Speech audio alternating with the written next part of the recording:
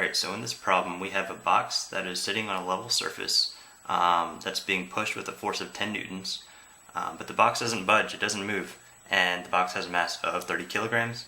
And so the first part of this problem wants us to find what is the coefficient of static friction between the box and the surface. Alright, so right here I've already drawn my box with a level surface, and I set my reference x and y directions, meaning to the right is positive and to the right is positive x, to the going up is positive y. So first things first, you want to draw a free body diagram. Without even really worrying about what the problem's asking, I just want to draw any forces that I can imagine are possibly acting on this box, right? So first force that we know is pretty obvious. We say it's being pushed with a force of 10 newtons. I'm just going to assume this force is going to the right. Yeah. And so because this problem is dealing with friction, we can always assume that there's friction going in the opposite direction. And because this box isn't moving, we can say this friction is static friction. So I'll note that with an S. And then, as always, any object, assuming it's like not in outer space or something, it has a weight, which is force due to gravity. And because this box is just sitting on a level surface, we can always assume that there's an opposing normal force just like that.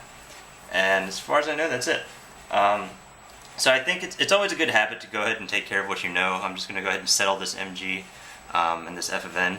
So yeah, so this force of gravity, as I just misspoke earlier, but we know that it's equal to mass times gravitational acceleration, which is mg, right? And so I'm just going to go ahead and fill in those numbers. We said this box has a mass of 30 kilograms, right? And g is 9.81 meters per second squared, just like that, right? So multiplying that out, what you get is force of gravity has a value of 294.3 newtons going down, right? And also, because this box is not moving, it's not accelerating upwards or downwards, we can say that the upwards and downwards forces completely cancel out. So in other words, we can say Fn also has a value of 294.3 newtons, except it's going up, just like that, right? And so the next thing you want to do is you want to, what we're solving for is, the coefficient of friction. We're working with friction, right? So in other words, we're working kind of like in the x direction. So whenever we set up an equation, just like with anything, you only want to deal with all x or all y. You can't do both at the same time. So what I'm going to do, I'm going to make an equation where, remember, to the right is positive x. So I'm going to say 10 newtons minus static friction, the force of static friction, because it's going the other way, equals 0. And the reason I said 0 is because, remember, as I said, this box is not moving. In other words, these forces completely cancel each other out. And, that's what's commonly referred to as equilibrium. So yeah, that's 0. And so just writing this out again, we have 10 newtons minus, remember, force of static friction equals mu sub s, where mu is the coefficient of friction, times normal force equals 0, right? Writing it one more time. 10 newtons minus mu sub s equals normal force, which we know is 294.3 newtons. 294.3 newtons equals 0. And from here, this is what we're trying to find, right? So it's just a matter of algebra. So we're going to say 10 newtons, bring this term over to the other side, equals mu sub s times 294.3 newtons. And then, so just dividing out, what you'll find is, let's just divide it out.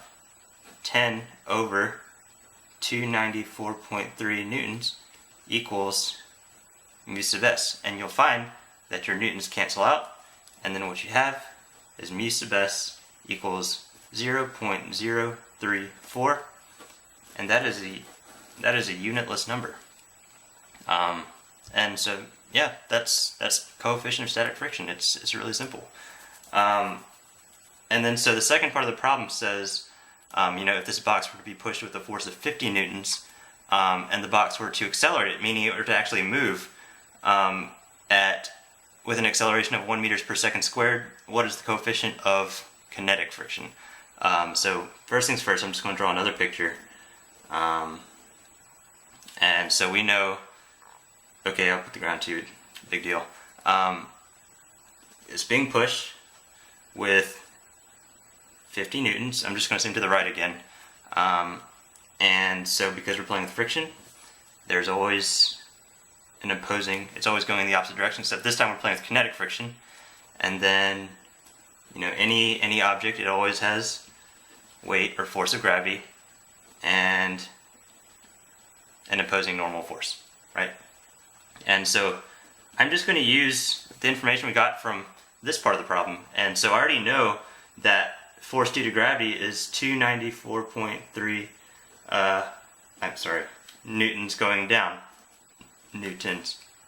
And then similarly, normal force has a value of 294.3 newtons going up, right? And just like last time, it's the exact same thing, you know, because we're, you know, the box is being pushed horizontally, we're trying to find friction, what's going horizontally, we're playing with horizontal forces, right? So, and saying that right is positive, I'm going to say 50 newtons minus force of kinetic friction equals, this time, remember, this time, in this part of the problem, the forces completely canceled out, so they're equal to 0, the box wasn't moving, but this time the box is actually moving. So remember, we said the box is accelerating, so I'm going to set it equal to ma. Remember where forces equal ma, right? So just bringing this down, I'm going to write this again. 50 newtons minus force of kinetic friction, which we said is mu sub k, where mu is coefficient of kinetic friction times F of n, equals ma, right? So just filling in some values.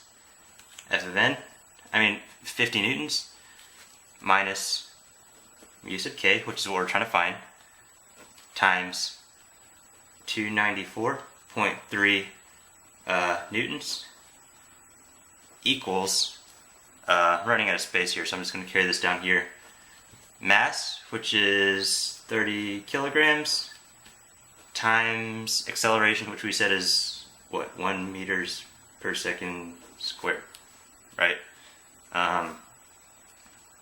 Yeah, and then so from here, it's just algebra again. You're back to solving for mu sub k.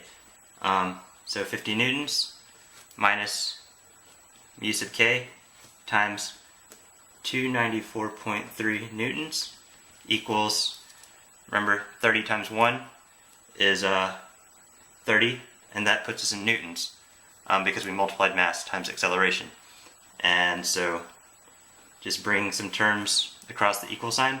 We have 50 newtons, bring this over, minus 30 newtons, bring that over, equals mu sub k times 294.3 newtons, right? In other words, 20 newtons equals mu sub k times 294.3 newtons, right? Solving for mu sub k, that gives us a value of 0.068, and it is also a unitless number. And yeah, that's it. Sorry, my 8's ugly. But yeah, that's pretty much it. So as you can see here, that whether you're solving for static friction or kinetic friction, it really doesn't matter. You solve them exactly the same. You know, the only difference is, one, you look at whether or not your object, whether or not your object is actually moving. If it's not moving, then when you set up your equation, you set your x forces equals to 0 because they completely cancel out. Whereas if the object is moving, you would set your x forces equal to ma because the box is accelerating. And yeah, that's how you do it.